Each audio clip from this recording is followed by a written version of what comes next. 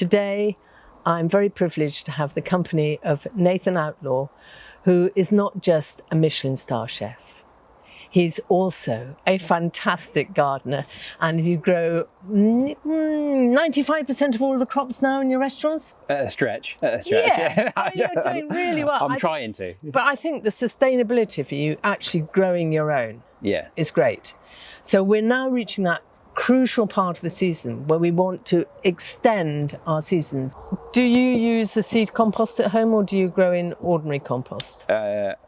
Because you've told me before, I use a seed compost. But yeah, no, I've grown in both in the past. Yeah.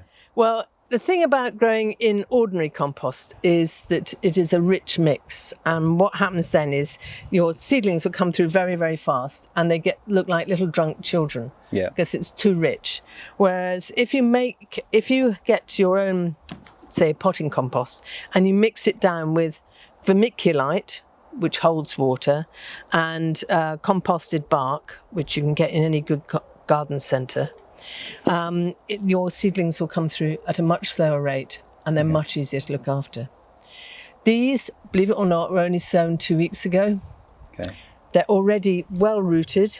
Yeah. Are any of those rooted as well? I saw that this one's got the roots as well already coming through. It's incredible, isn't it? It is absolutely incredible. So because these are biodegradable pots, we can literally just plant that in the garden, or if you wanted for your windowsill for the restaurant or something where you could cut quickly to put on as a garnish, then you could actually pot these straight up into a bigger pot, and then it would give you a bigger crop. I mean, obviously, do you sow dill in the autumn? We use a lot of dill, in the restaurant, obviously being a seafood restaurant. Yeah. So, but I've never done it in the autumn, so it's something for me to learn as well. I always just used it when it was available to me in the summertime and the spring. But now from obviously seeing this, I'm going to be sowing it through the winter. Oh, you can sow now. Yep.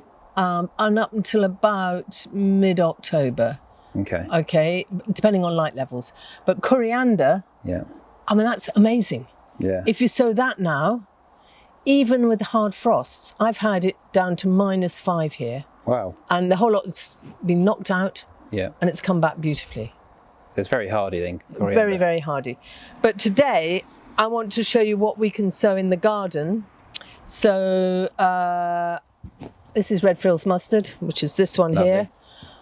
But I sowed that earlier. I sowed it a week ago, and it's already through. Chervil, which you must use a lot. Amazing herb. Yeah. Incredible herb. Sow that now. Yeah, okay. And that will give you bountiful crop. And also it withstands the frost. That is a really good winter crop. Okay, cool. This is one my mum always used.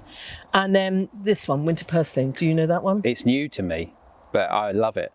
I think it's brilliant. And what would you use it for? Well, I've just been using it for salads, especially when it comes to this sort of time of the year, autumn, and then going into the winter. I think it's brilliant because it just gives you a bit of a liveliness in your food. Well, for me, this is a fantastic plant because, again, it goes through the winter, whatever temperature, even snow. It's been whacked with snow and it's come back up. But it's known as miner's lettuce because in the old days, the miners used to grow it outside their homes to use in their oggins to take down the mines to stop them getting scurvy. Okay. It is a fantastic winter crop. Right, let's get growing. I watered in the, I'm going to rake it quickly. Yeah. And then we're going to, so I've prepared the site, put my straight line in, then I get a bamboo, and we're going to put that on the line, and if you push your end, and you push it really hard. Really hard, and wriggle it around like that, you can actually make your actual line for sewing in. You're stronger than me, Jekka. I can't be stronger than you. Oh, cool. Okay. That's it, see? Yep. Isn't that great? Now, because I always have wet paws, and I put the scissors down. Yeah, I got scissors. You got the scissors? Oh, well done. Yeah. Can you? Oh, well done. Right.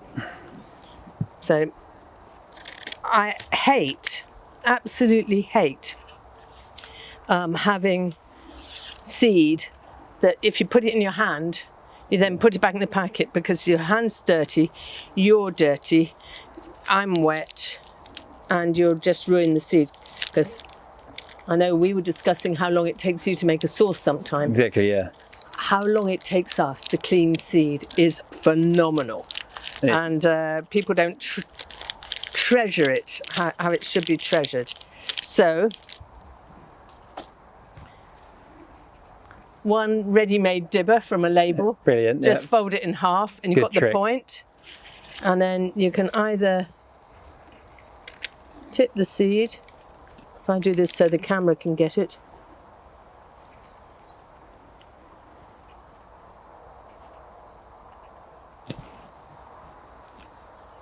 Into the dibber. I've not touched the seed, and I'm going to do one end and Nathan's going to do the other end. So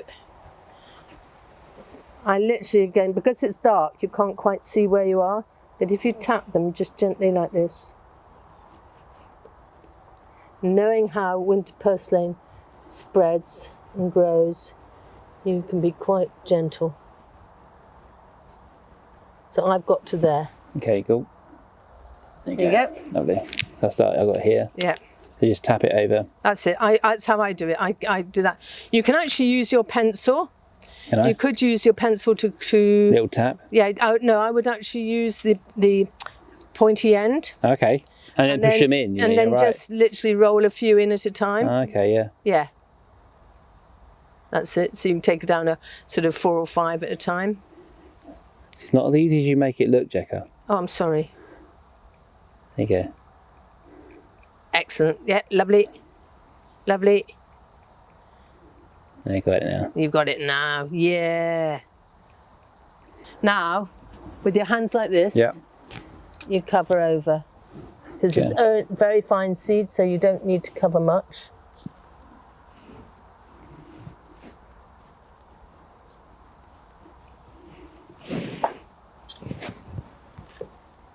And then we can take our string out. Right. There you go. Lovely, thanks very much.